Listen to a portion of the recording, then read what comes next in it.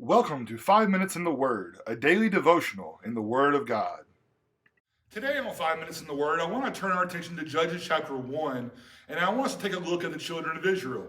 But before we get there, I want us to remember that in Joshua chapter 24, the children of Israel made a promise before Joshua and before the Lord to serve only God. They were not going to serve all of the gods of all the nations all around them. They were only going to serve the one true God.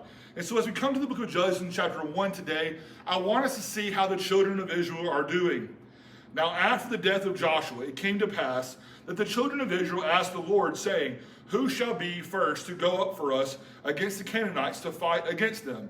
Now, this is a wonderful way to start. This is a wonderful question that they're asking here before the Lord. Notice this, they're going to God and they're asking His direction, His instruction. And that is exactly what we need to be doing in our life as well. We need to be people that are going to the Word to see what God has told us to do.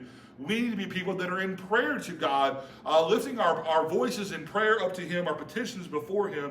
And so this is a wonderful thing that we see the children of Israel doing. They're going to God, and the Lord's going to answer. He says there in verse 2, "And the Lord said, Judah shall go up. Indeed, I have delivered the land into his hand." And so we need to understand this. God, He was in charge. God was in control, and He was going to be with them. He said, "Judah shall go up. Indeed, I have delivered the land into his hand." So Judah said to Simeon, his brother, "Come up with me to my allotted territory, that we may fight against the Canaanites. And I will likewise go with you to your allotted territory." And Simeon went with him. Then Judah went up, and the Lord delivered the Canaanites and the Perizzites into their hand, and they killed 10,000 men of Bezek.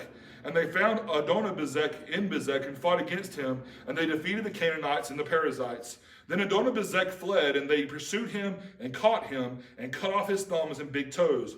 And Adonibezek said, 70 kings with their thumbs and big toes cut off used to gather scraps under my table as I have done. So the Lord, so God has repaid me."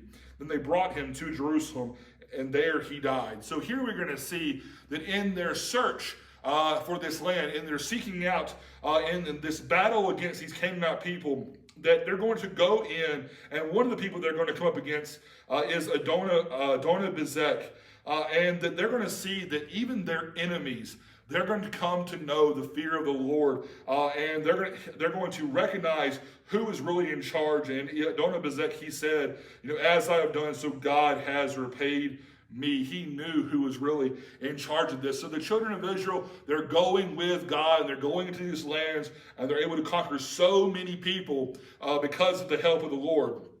Now, as we continue, it says, "Now the children of children of Judah fought against Jerusalem and took it. They struck it with the edge of the sword and set the city on fire." And I think this is something we need to remember. Jerusalem was not always theirs. It was something that they had to go in, they had to take, obviously with the help of the Lord. "And afterward, the children of Judah went down to fight against the Canaanites who dwelt in the mountains in the south and in the lowland. And then Judah went against the Canaanites who dwelt in Hebron. Now, the name of Hebron was formerly Kirjath Arba, and they killed Shishai, Haman, and Talmai. For there they went against the inhabitants of Debir. The name of Debir was formerly Kirjath Sepher. Then Caleb said, 'Whoever attacks Kirjath Sepher and takes it, to him I will give my daughter Achsah as wife.' And Othniel, the son of Kenaz, Caleb's younger brother, took it. So he gave him his daughter Achsah as wife. Now it happened when she came to him that she urged him to ask her father for a field. And she dismounted from her donkey, and Caleb said to her, 'What do you wish?' So she said to him, 'Give me a blessing, since you have given me land in the south. Give me also springs of water.' And Caleb gave her the upper springs and the lower springs. Now the children of the Kenite, Moses' father-in-law, went up from the city of palms with the children of Judah into the wilderness of Judah, which lies in the south near Arad. And they went and dwelt among the people. And Judah went with his brother Simeon, and they attacked the Canaanites who inhabited Zephath and utterly destroyed it. So the name of the city was called Hormah. And Judah took Gaza with its territory, Ashkelon with its territory, and Ekron with its territory. So the Lord was with Judah, and they drove out the mountaineers, but they could not drive out the inhabitants of the lowland, because they had chariots of iron. And they gave Hebron to Caleb, as Moses had said. Then he expelled from there the three sons of Anak. Now, we don't have time today to really read this entire chapter, but as we saw in the opening verses, they really did seek after the Lord. They went in and they asked the Lord, what are we to do? How are we going to go about this? Who's going to go in and fight first? And they did that. They did as the Lord commanded. Judah was one of the first ones to go. He's going to take with him Simeon, and those two families, they're going to go in, and they're going to do so much good. They're going to follow what the Lord has told them. They're going to conquer place after place and city after city, and it's wonderful to see them following the Lord's commands. But as you read this entire chapter, if you read all of the verses in this chapter, what you're going to know is that place by place, as they kept going on, what you're going to see, and what we've already begun to start seeing, is that they didn't conquer everybody, that they didn't drive everybody out, that place by place and city by city and people by people, they would start letting some live. And you would start seeing different people dwelling among the children of Israel. And it was going to be these nations and these people that were going to be thorns in the flesh for years to come. Even to this very day, you have some of these nations that are still represented that were discussed here in this chapter. And so we need to pay attention to this, that it's not just about starting strong with the Lord and being on the right path to begin with, but it's staying the course with God and following all of his commands.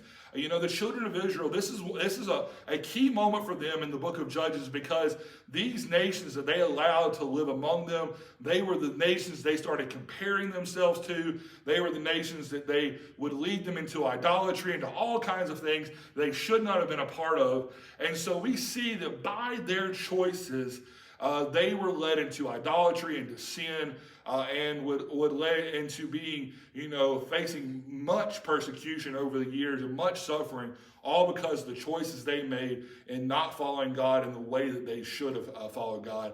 And so today, that's just a good lesson for us as we begin here in the book of Judges in chapter 1, to follow God from start to finish, and to give him our best every day that we live.